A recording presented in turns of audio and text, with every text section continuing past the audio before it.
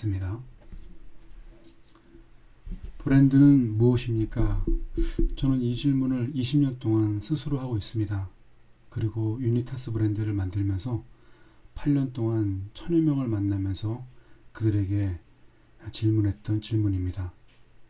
대답하기 정말 어려운 질문입니다.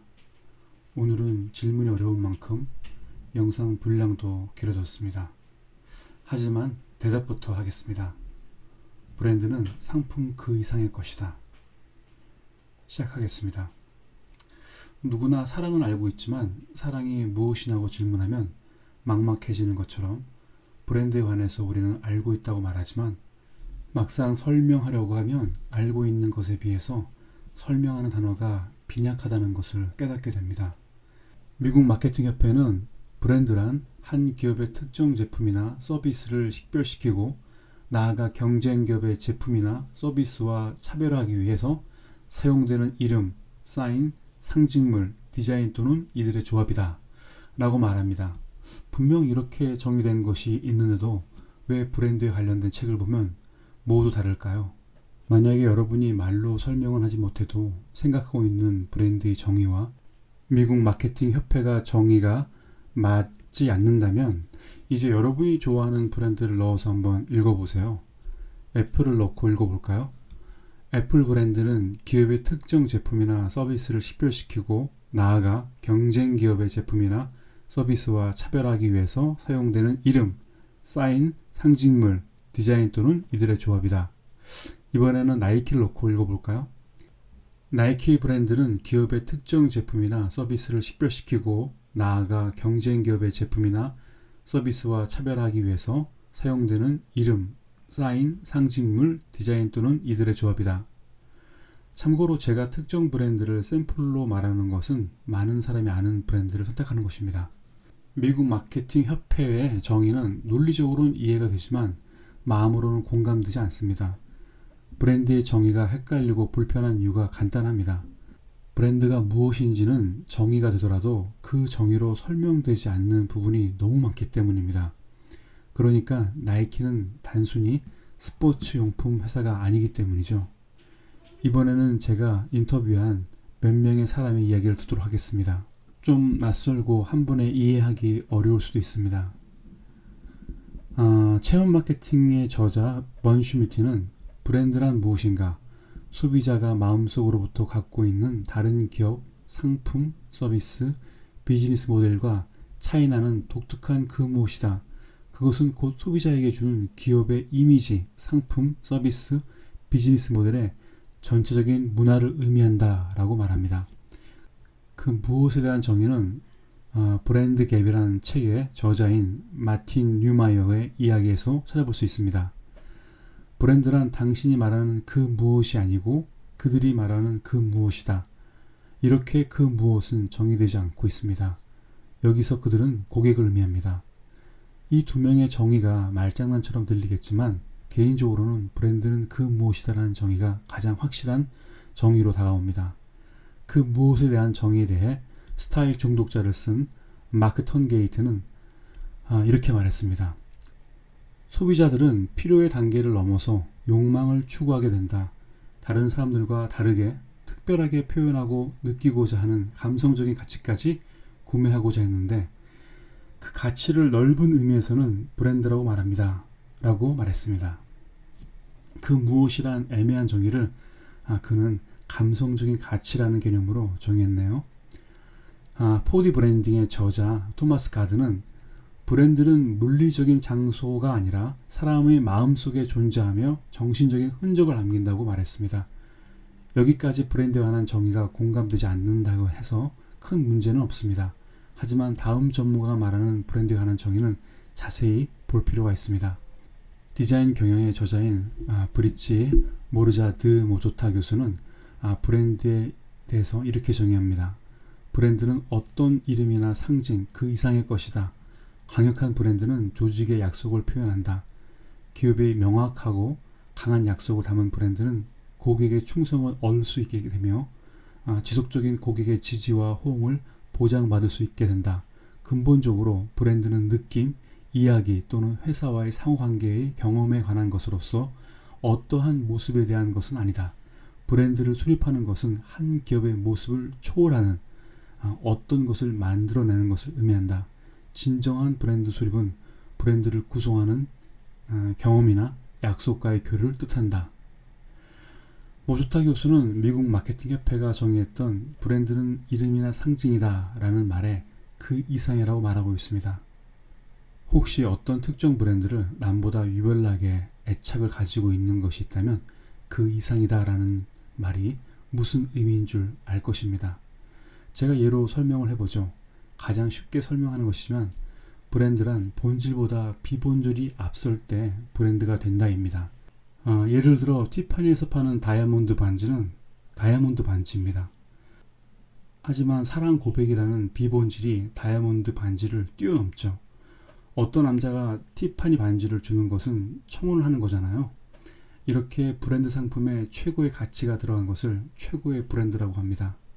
특정 브랜드가 자신처럼 느껴지거나 인간이 주지 못하는 행복을 주었다면 그 이상을 경험한 적이 있는 것이죠. 여기까지 들으면서 구독자 자신이 알고 있는 브랜드의 정의와는 크게 다르다는 사실을 발견했을 것입니다. 그렇다고 심각하거나 창업을 못하는 이유가 되는 것은 아닙니다. 치약부터 자동차까지 브랜드는 너무나 많기에 지금까지 말한 브랜드의 정의는 자신의 지식 관점에서 서술한 것 뿐입니다. 그래서 브랜드를 확실히 알고 있다는 사람들도 사실 브랜드를 정확히 모르는 것이죠. 브랜드는 계속 진화 중이기 때문입니다. 처음부터 이렇게 정의를 내릴 만한 브랜드를 만들기는 힘듭니다.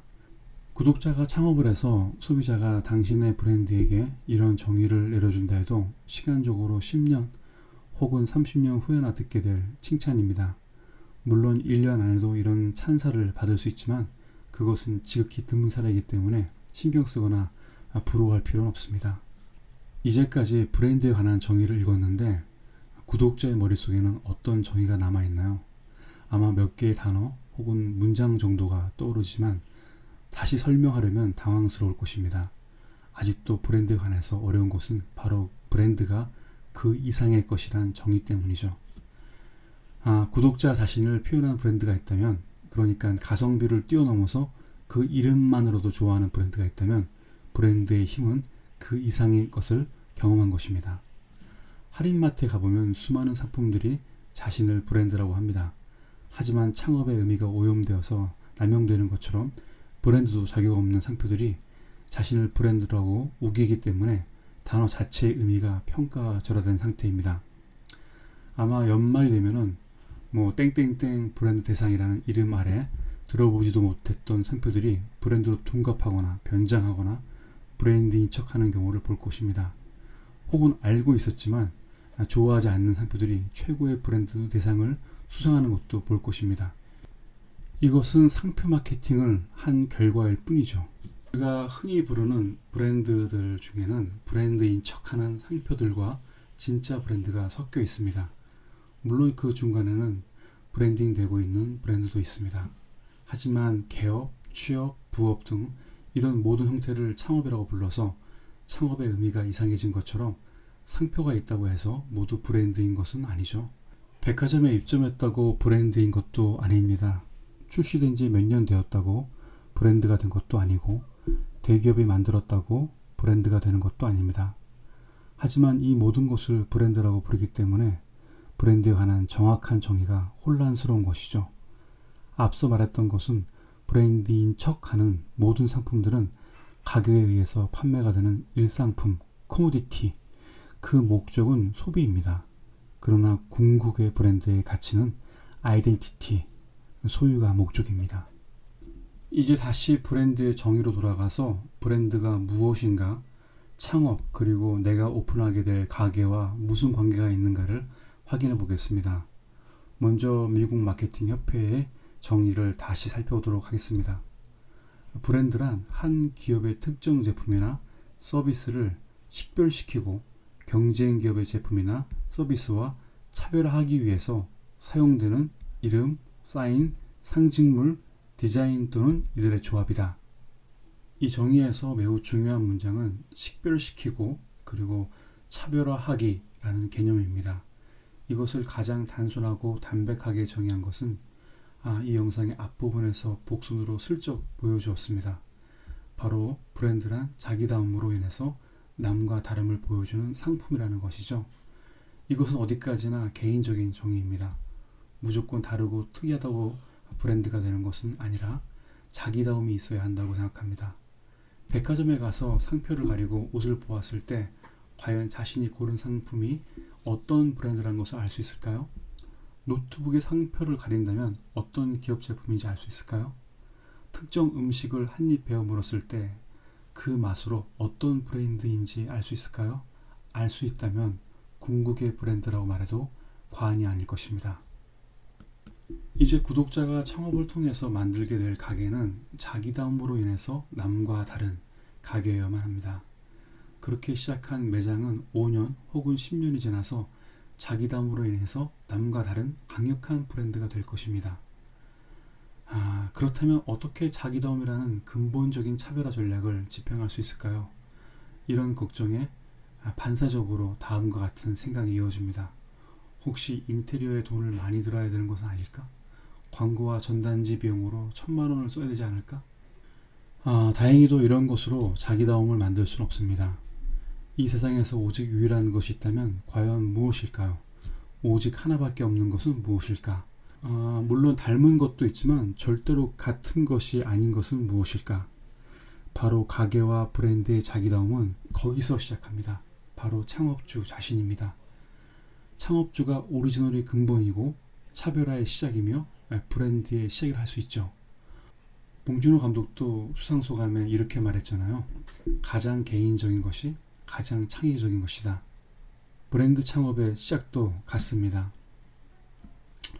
브랜드란 무엇인가? 저는 이렇게 생각하고 있습니다. 자기다움으로 남과 다름을 가졌다면 브랜드다.